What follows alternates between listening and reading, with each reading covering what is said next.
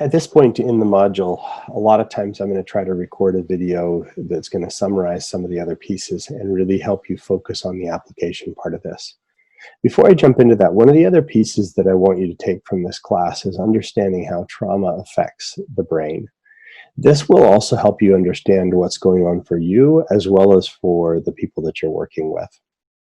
And so the first part of that is to understand what part of the brain gets kicked in when we're presented with trauma. This doesn't always necessarily mean that we're actually in the middle of the traumatic situation. Sometimes what it means is that we're remembering a traumatic situation, or sometimes what it means is that something similar is going on that's triggering that feeling of we're in this traumatic situation, or that somebody else is in a traumatic situation and it triggers us. So what really it is when a certain part of the brain takes over. Now, this part of the brain, most of you probably know, is fairly common knowledge, is the amygdala. The amygdala, it's not really that necessary that you know the name of the part of the brain. What you need to know is what function it has. And so the amygdala's function is to be the fire alarm of the brain. And so the fire alarm tells you when there's danger, right?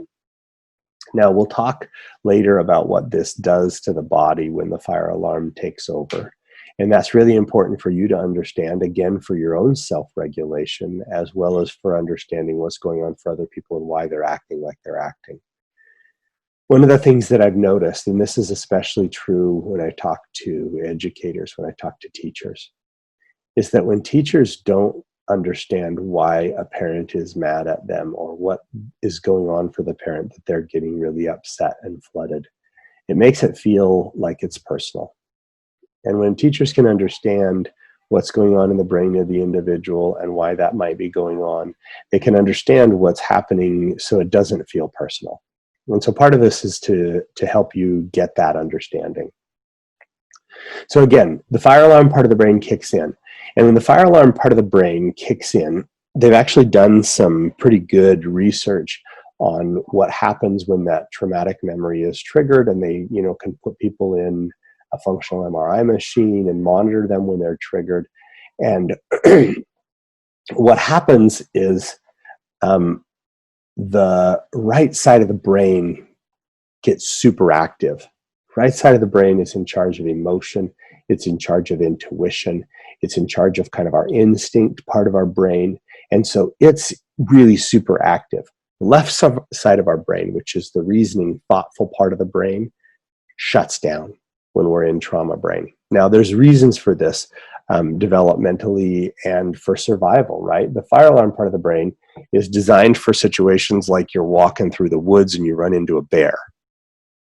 When you're walking through the woods and you run into a bear, you don't need the logical part of your brain trying to decipher whether it's a grizzly bear or a brown bear or a black bear and whether it's an herbivore or a carnivore.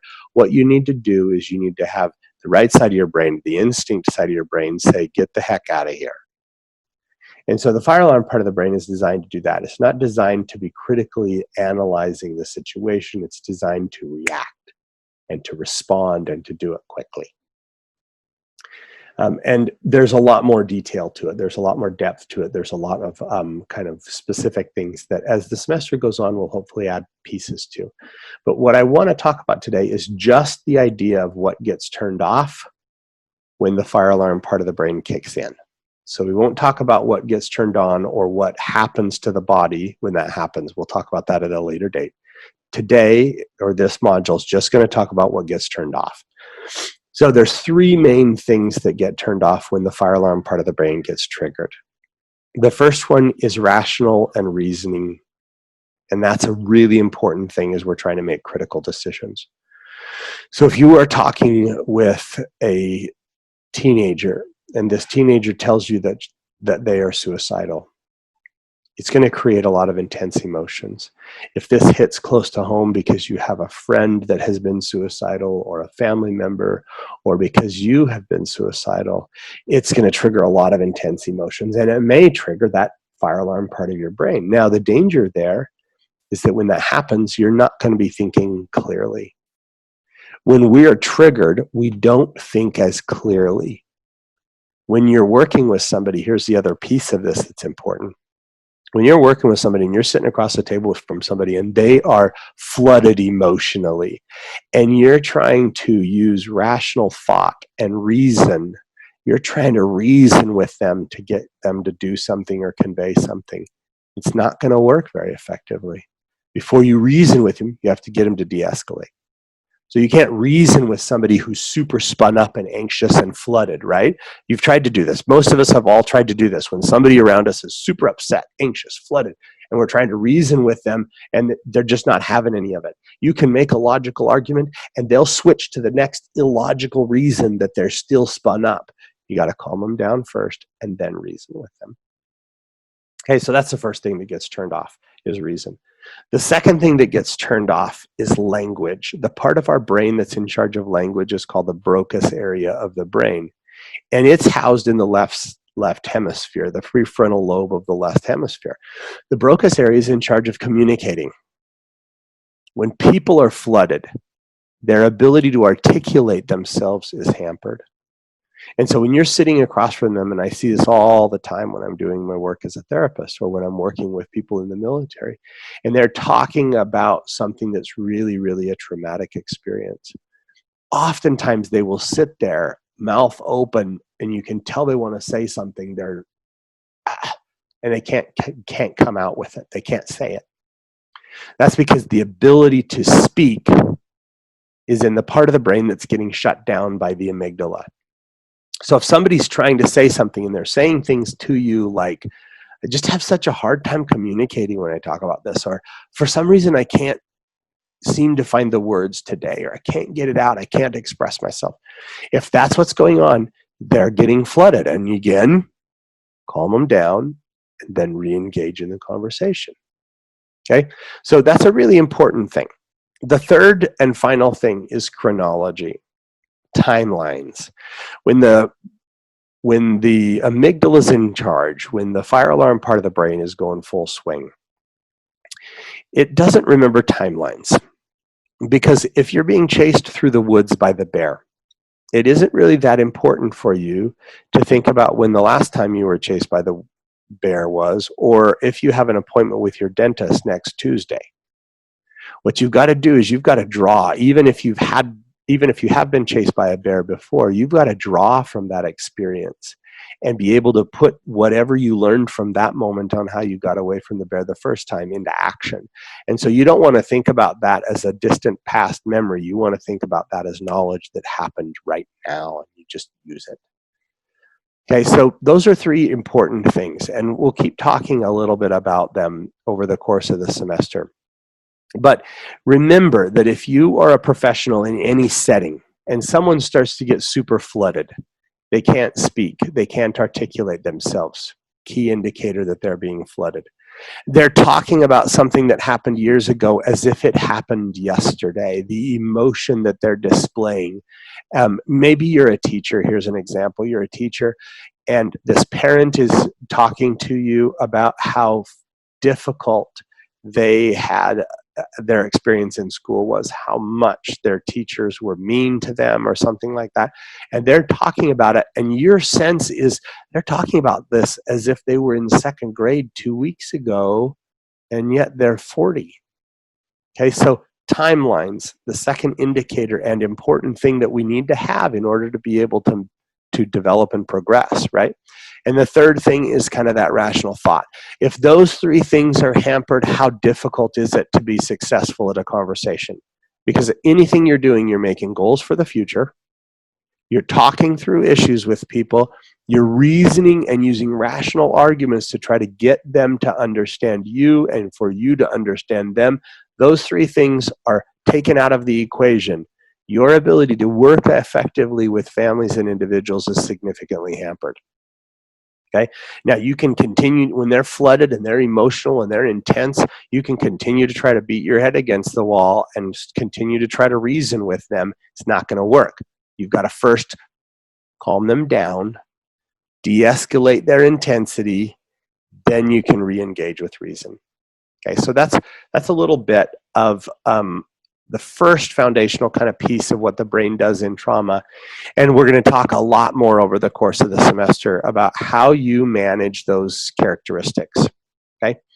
Now, the second thing that we're going to do in these modules the videos during the module is to kind of review some material that you need to know from the module, and also talk a little bit about application of that material. So the key principles in structural are systems, obviously, how the system interacts with each other.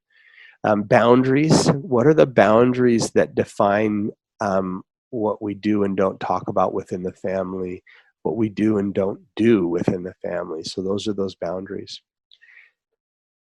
Another thing that's really important to remember about structural is its focus and attention to hierarchy, or in other words, to power. Hierarchy is just a way to say who has the power within the family.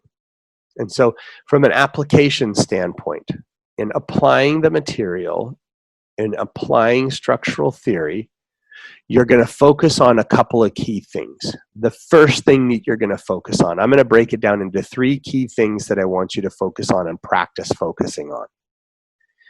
The first is power within the relationships. And so when you're working with this family and you're asking them things like, where did you guys go on your summer vacation? It isn't, you don't care where they went. They could have gone to Budapest or they could have gone camping. It doesn't matter. What you care about is then the follow-up question, which is, how did you guys decide to do that? Again, what you're seeing in the how did you decide to do that is who has the power to make decisions in the family. How do decisions get made within this family?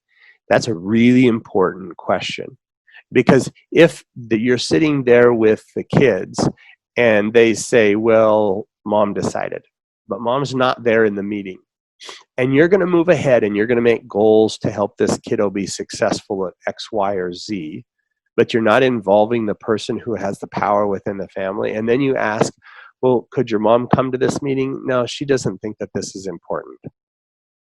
Okay, you can proceed and you can pretend like you don't know that the person with the majority of the power, the hierarchy within the family system, doesn't think that this is important. Or you can recognize, I've got to get this person on board, because until I do, the power that they exude within the family is going to undermine any goal that I make. And that doesn't matter if you're a therapist, or if you're a social worker, or if you're a caseworker, or if you're a after-school program director, or if you're a teacher. It doesn't matter. You got to get the person with the power on board and involved in the process. So the first thing that you do from a structural standpoint is you start to ask questions. When you're getting to know somebody, you start to ask questions that help you understand the power within the family. Most of those things center around, how did that decision get made? So you can back into this whether you're joining with them and you're talking about family vacation, or whether you're saying, yeah, we all do homework at the kitchen table. Well, how did you guys all decide that that was the place to do homework? Okay, who decides that? What does it look like when you make family decisions? Okay, it doesn't usually do much good to say who has the power in the family, because usually the person with the power doesn't want to say, I have all the power in the family. Okay, it doesn't usually do much good to say, tell me about the hierarchy within your family, because most families don't know how to answer that question, or they answer it what they think is the socially appropriate thing to say. They answer it what they say things like, we make decisions democratically. We all talk it out and then we all agree on what we're going to do, or we all vote. Okay, well, what did you do last week? We went to Omaha to the zoo. Well, how did you decide to do that? Well, Dad just chose. Okay, and then you ask a bunch of other examples of things that they decided to do, or discipline measures that were taken, or approaches to things, and then you ask, how did that decision get made? Well, Dad decided, Dad decided, Dad decided, Dad decided. Do you see the pattern here? They can tell you that the way that they manage difficulty in the family is by discussing things and everybody gets an equal vote, but that's usually not how it actually works. And so what you want to do is you want to find out how it works. So don't ask questions like, tell me about the hierarchy within your family. A structural professional isn't going to ask that question. They're going to ask about specific circumstances, and they're going to say, tell me a story about X, about when you did X. Well, how did you decide to do that? Who came up with that idea? Where did that idea come from? Okay, so that's how you get at the hierarchy. The second thing that you're going to focus on with structural is boundaries. Okay, and so these are things like policies within the family. That's the only way to put this, is boundaries are really policies within the family. How the family operates, who gets to do what. Okay, and again, it's tied to hierarchy because the hierarchy determines the boundaries, but the boundaries are both spoken and unspoken. Okay, so sometimes boundaries are unspoken. And I'm not just talking about boundaries of we don't talk about X. I'm saying that sometimes the boundaries are, people just don't even say them, but everybody knows that boundary, right? Another example is that sometimes boundaries are explicit. Sometimes they've been stated. We do X. We don't do X. Okay? And sometimes they're not. Sometimes boundaries aren't explicitly stated. Sometimes people just know that's the way it is. We don't talk about this. Well, who told you not to talk about that? Well, nobody did. We just don't talk about it. Okay? Great examples of this are taboo subjects in the family. Uncle Joe is a Democrat, but nobody talks about it. Okay, we just pretend like Joe's not. Okay, and I'm using that example because it's silly, I hope. I hope none of your families are that taboo about, you know, political party affiliation. But in today's world, that's a highly possible thing. So I probably this semester should use another thing like Uncle Joe is a bald guy. And since we don't like bald guys, we don't talk about the fact that Joe doesn't have hair. I'm also joking about that. But my point is that it doesn't matter what the theme is. It means, are there boundaries that are not talked about? Now, one of the most important things that you do from a structural standpoint is you make the implicit explicit. You make the boundary that they don't name. They don't say, why don't you talk about Joe's baldness? You say, okay, so you don't talk about Joe's baldness. Who told you you couldn't talk about Joe's baldness? Nobody did. We just don't do it. Okay, well, why not? Let's talk about it then. So make somebody say, we don't talk about Joe's baldness because of X, Y, and Z. Okay, then we can work with it. Then the family can have a conversation. The group can have a conversation about, is X, Y, and Z a legitimate reason not to talk about Joe's baldness? Well, maybe it is, maybe it isn't. Okay, so the point is that one of the most powerful or the most powerful rules in a family, okay, and boundaries, within the kind of umbrella of boundaries, there's kind of roles, and rules are some of the ways to break it down. And I'll talk about that in just 2 seconds. Okay, but the making those rules and roles explicit helps you to address them, helps people to say, I don't think we need to do that anymore.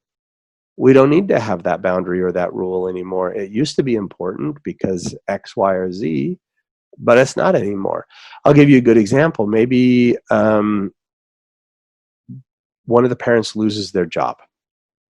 Mom loses her job. Nobody wants to talk about the place that mom used to work. And so there's this unspoken rule. Nobody talks about St. Elizabeth's Hospital because mom used to be a nurse there and she got fired and there's hard feelings and blah, blah, blah, blah, blah. Mom goes for 2 years without being able to find a job. Nobody mentions St. Elizabeth's Hospital. Now it's 5 years after that. Mom has a job. She loves her new job.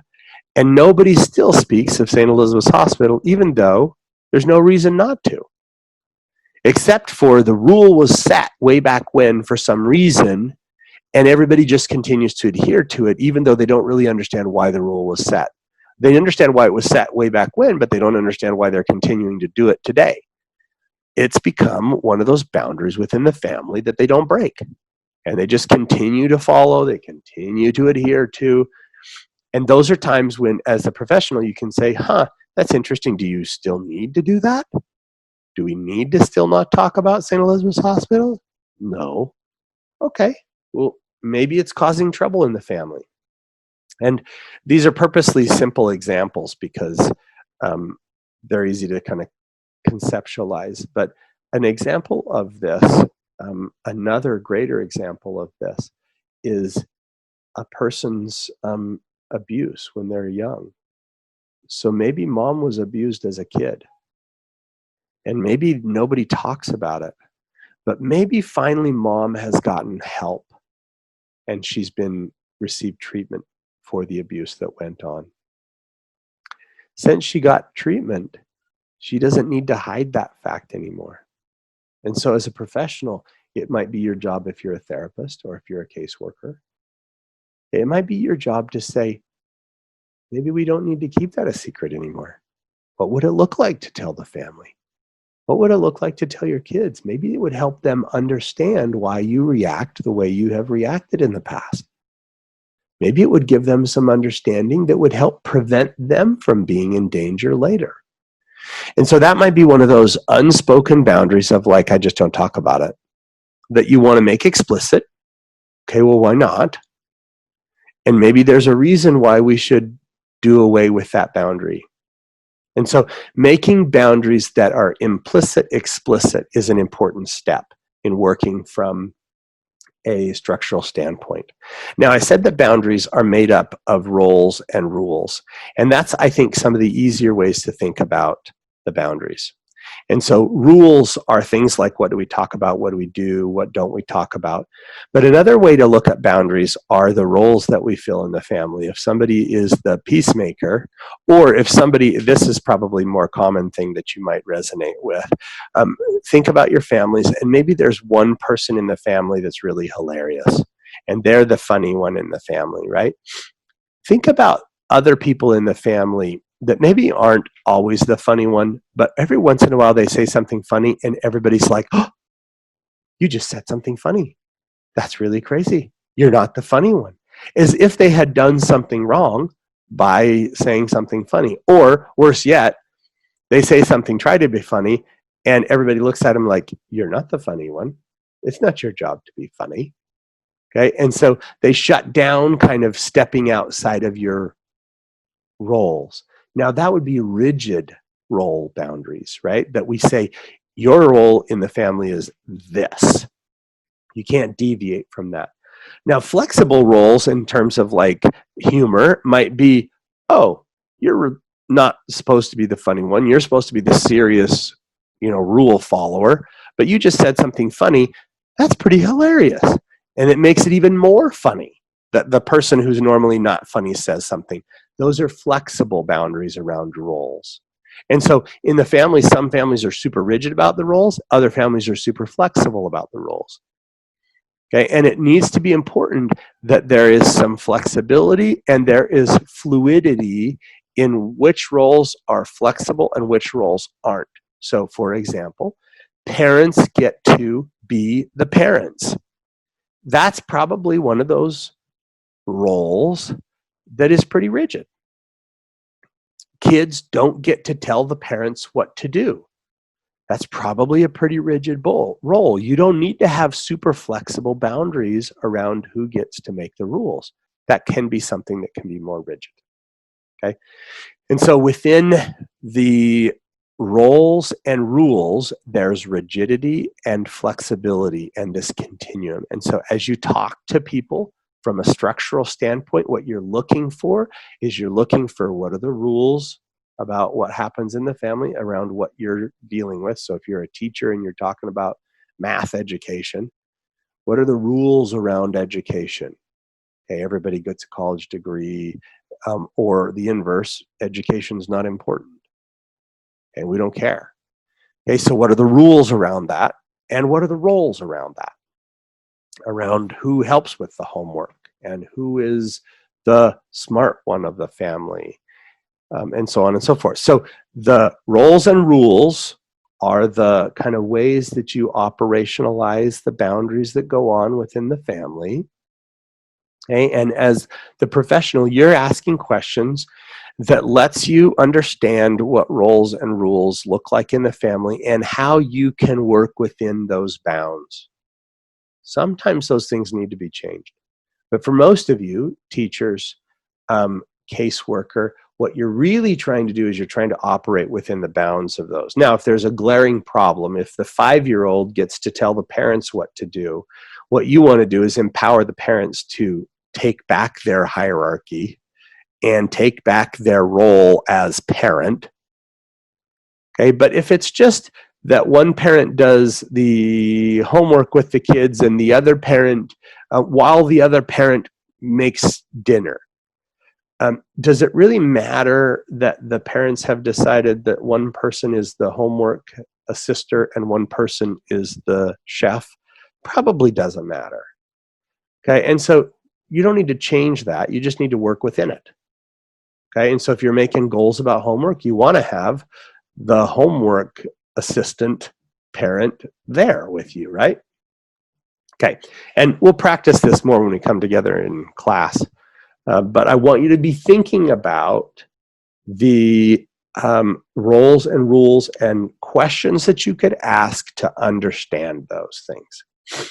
The last thing that's really critical as a structural professional is that you look at developmental changes. So Salvador Minuchin, who's the one who created structural theory, he said that most problems within the family occur at major developmental change times. The oldest child starts kindergarten.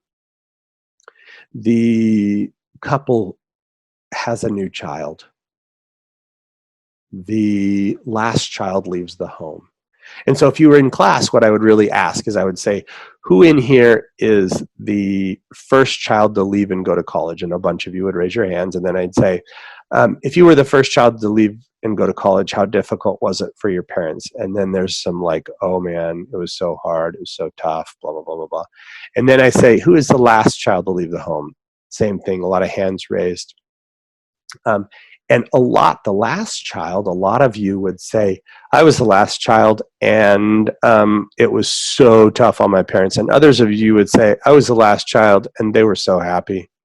They were so excited to be empty nesters. And then we would say, okay, how many of you are in the middle somewhere? And what happened when you left for college? Meh. Okay. Now, why is that? Because your parents don't love you if you're in the middle? No. It's because there's not a major developmental transition that takes place when the middle child goes away to college. Now, there's some obvious different circumstances there, right? If the middle child has some exceptionalities, or if there's, the different types of relationships that parents have with the child, there might be some reasons why that's not true. But for the most part, the actual transition of having the first child leave the home or the last child leave the home is this major developmental shift for that family. Okay. Now, what that means is that it's difficult. So if you are a kindergarten teacher, okay, you are going to have a much more difficult time on the first day of class than if you're a second or third grade or fourth grade teacher. Because the parents and the kid, when they start kindergarten, it's super stressful because they're in this developmental transition time. Okay, by the second, third grade, they're just headed back to school again.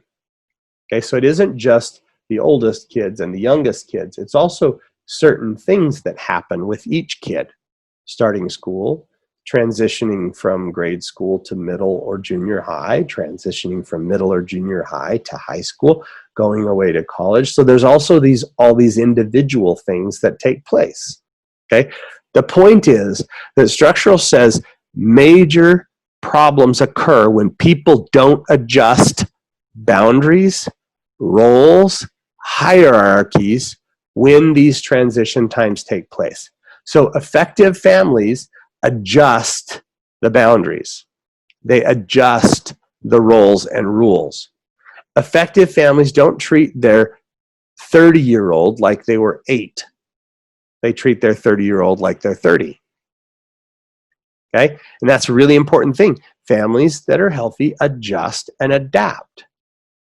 Okay, when you have a parent that is treating their high school kid and they're talking to their high school kid as if their high school kid is a little child, and they're using baby talk with their high school kid, they haven't adjusted to having a teenager.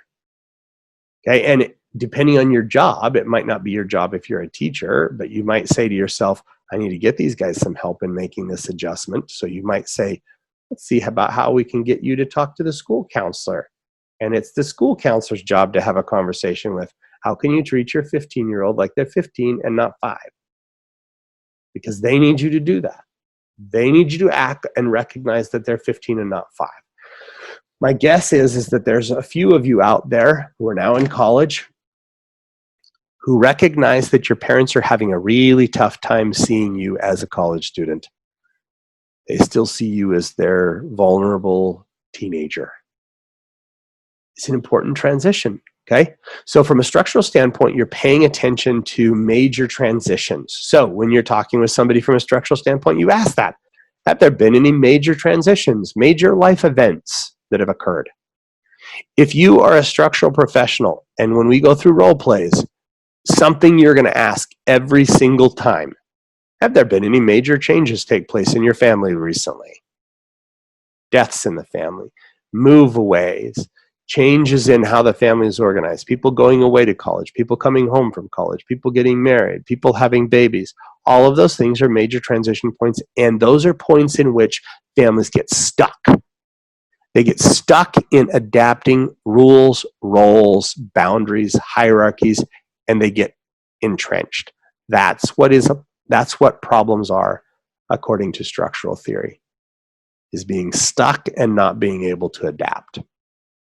Okay, in the next couple of slides, you're going to see some examples. You're going to watch a couple of videos. You're going to have to respond in noticing from a structural lens, noticing these key characteristics: boundaries, roles and rules, hierarchy, who makes the power, and major transition points and how people have adapted during those transition points. Okay, those are the 3 key things I want you to focus on. So boundaries, which are roles and rules, hierarchy, power in the family, and major transition points, developmental changes that are going on in the family. If you look at those things, you will be just fine in being able to work from within a structural lens. I hope this has helped. We'll try to do this with each of the modules so you get the information that you need.